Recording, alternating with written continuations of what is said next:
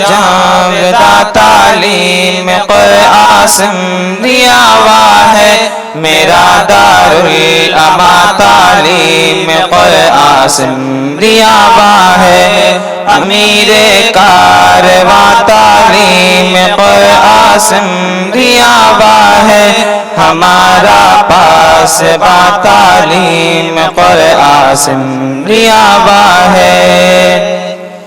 قسم اللہ کی یہ درس گاہیں علم و حکمت ہے مجھے اس سے محبت ہے مجھے اس سے عقیدت ہے حدیث مصطفیٰ اس میں ہے قرآن کی تلاوت ہے خدا شاہد ہے اس پر رب دو عالم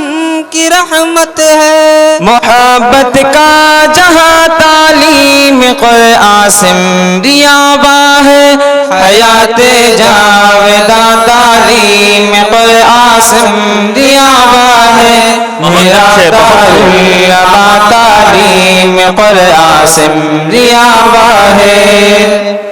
یہاں ہر سال ہو کر حافظ قرآن نکلتے ہیں یہاں سے اہل دین اور صاحب ایمان نکلتے ہیں جہاں اخلاص میں ڈوبے ہوئے انسان نکلتے ہیں یہاں جو بھی نکلتے ہیں وہ بے پایا نکلتے ہیں بہاروں کا سما تعلیم قاسم دیا ہوا ہے حیات جاودہ تعلیم قاسم دیا ہوا ہے میرا دارالاما تعلیم قاسم دیا ہوا ہے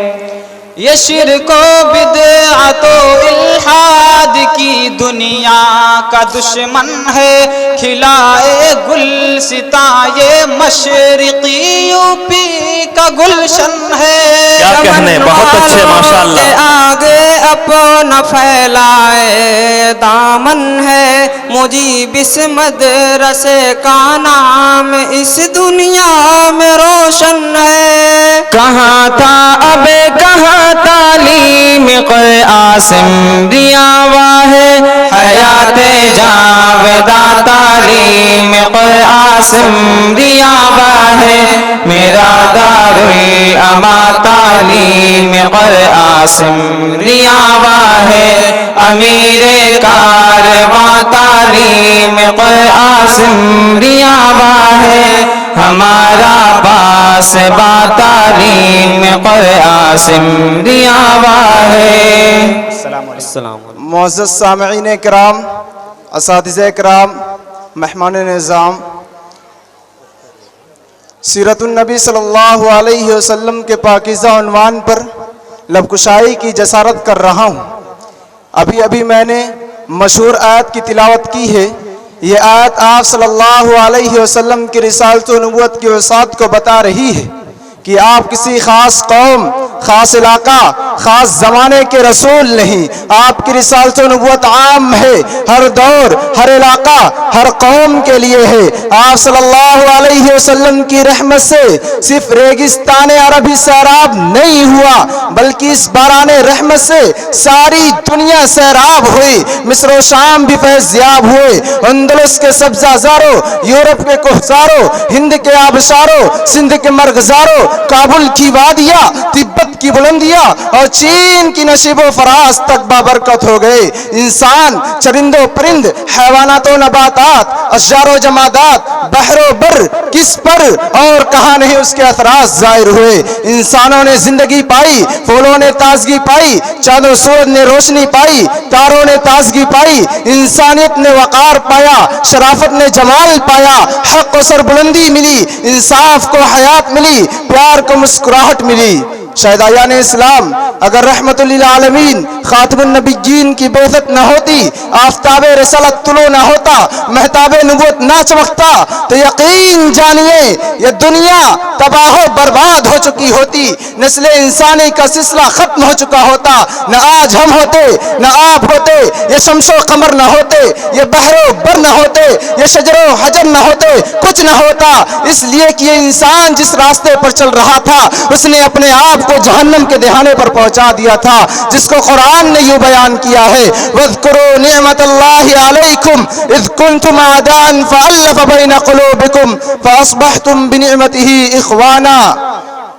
عزیز ساتھیوں، دنیا نے مشاہدہ کیا کہ جس نے اپنے آپ کو رحمت للعالمین کے قدم پر ڈال دیا اور دامن محمد سے وابستہ ہو گیا، توحید کو اپنی دل کی گہرائیوں میں اتار لیا، سربلند و سرفراز ہو گیا، کامیاب و کامران بن گیا۔ ذرا غور کیجئے، کہاں عرب کے اور شہسوا صحرا کے بدو جو تہذیب و تمدن سے نا آشنا، جہالت و دلالت کی تاریکیوں میں بھٹکنے والے، شرک و کفر کی نجاست میں پڑے ہوئے، قتل و قتال کی لعنت میں گرفتار، نفرت و عداوت کی آگ میں جل رہے تھے، نسلیں اجڑ رہی تھی، خاندان ختم ہو رہے تھے، زندگیاں برباد ہو رہی تھی، عزت لٹ رہی تھی، عصمتیں لٹ رہی تھی، برائیاں عام ہو رہی تھی، انسان کے لباس میں درندے گھوم رہے تھے، مگر جب انہیں بگڑے انسان کو رحمت للعالمین کی رحمت بارہ سے نوازا گیا، اسلام کی دولت سے مالا مال کر دیا گیا، دین حنیف کی نعمت سے سرفراز کر دیا گیا، قرآن کی برکت سے فیضیاب کر دیا گیا، تو وہی خانما برباد، سخت دل، جنگجو، خوخار عرب کے پیکر حق بن گئے۔ ایک زندگی زحمت تھی، دوسری زندگی رحمت بن گئی، پہلے ظالم تھے اب عادل بن گئے، پہلے گمراہ تھے اب ہدایت یافتہ بن گئے، اس لیے کہ دربار رحمت للعالمین کے حاضر باش بن چکے تھے۔ اور آج جبکہ ہم ایمان و توحید کی نسبت رکھ کر ذلیل و خوار ہو رہے ہیں، تباہ و برباد ہو رہے ہیں، محکوم و مظلوم ہیں، مجبور و مقہور ہیں، اس لیے کہ ہم نے